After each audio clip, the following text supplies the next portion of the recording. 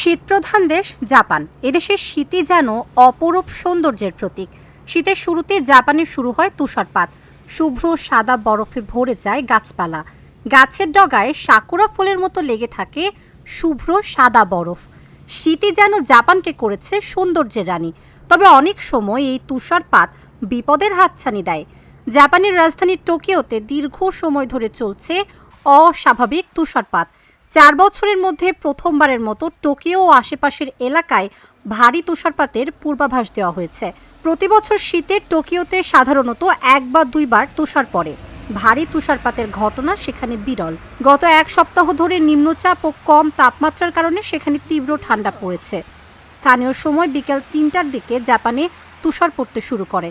প্রায় 5 সেন্টিমিটার পুরু তুষার পড়ছে সেখানে। সন্ধ্যার সময়ও তুষার পড়া অব্যাহত থাকে। তবে এবার 8 সেন্টিমিটার তুষারপাত হতে পারে বলে ধারণা করা হচ্ছে।